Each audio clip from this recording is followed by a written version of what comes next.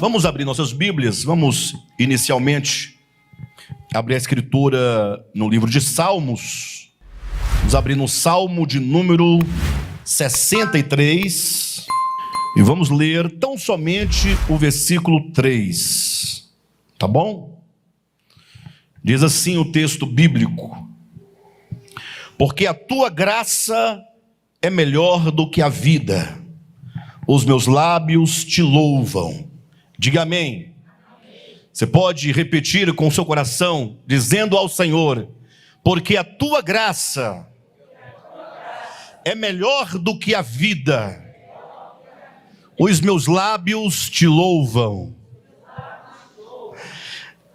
Somente com uma visão clara acerca do que seja efetivamente a graça de Deus, é que alguém pode declarar essas palavras em verdade, de coração, dizendo ao Senhor que a graça do Senhor é muito mais, é muito maior do que a própria vida, no caso do que a própria existência humana. Por isso o salmista podia dizer: então os meus lábios te louvam, lábios que louvam ao Senhor em virtude da sua graça, pela compreensão da graça de Deus, por saber que se não fosse a graça do Senhor, nenhum de nós poderíamos nem mesmo existir, que dirá outra coisa mais. Nós, desde a semana passada, começamos uma série intitulada A Triunidade de Deus e a Experiência da Salvação. Os irmãos já sabem qual é o meu ponto de vista acerca desse tema, no sentido que não temos aqui nenhuma intenção de debater ou de discorrer acerca da triunidade de Deus, da trindade divina. Isso aí deixa para os teólogos discutirem lá sem nunca chegar a lugar algum. Nós vamos buscar as coisas que são essenciais e pertinentes à salvação. Veja que o tema diz a triunidade de Deus e a experiência da salvação. Ou seja, nós estamos partindo do pressuposto de que o único e verdadeiro Deus, ele se revela, ele se manifesta e ele trabalha na história em prol da salvação do homem. Ou seja, a nossa experiência de salvação, ela passa por um conceito ternário, não é? Por um conceito, como nós começamos a dizer na semana passada, o amor do Pai. Hoje vamos falar sobre a graça do nosso Senhor Jesus Cristo. E na próxima semana, ou na próxima mensagem, vamos falar sobre a comunhão do Espírito Santo. Essas três frases, essas três ideias, partem lá do texto de Paulo, salvo engano, 2 Coríntios capítulo 13, versículo 12. Tem algumas versões que é capítulo 13, versículo 13, quando o apóstolo Paulo fala aquela doxologia, aquela palavra final, dizendo que o amor de Deus, o Pai, a graça do nosso Senhor Jesus Cristo e a comunhão do Espírito Santo estejam com todos.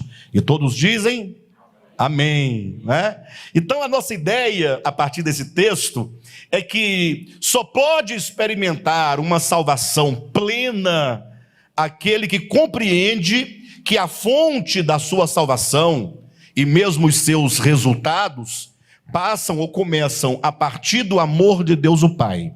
Quem não ouviu essa mensagem está lá na internet, os irmãos podem assistir, salvo engano não foi ainda editada, mas tem lá o vídeo de transmissão do culto, os irmãos podem ouvir a mensagem, entendendo que o amor de Deus o Pai é a fonte, né, da nossa salvação.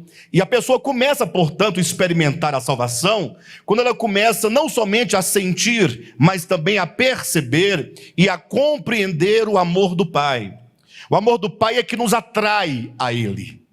Apesar que tem muitas pessoas que supostamente estão em direção a Deus, em direção a Cristo, mas talvez não foram movidas pelo amor de Deus. Não compreenderam a sua real condição, não compreenderam o amor incondicional do Pai ao nosso favor.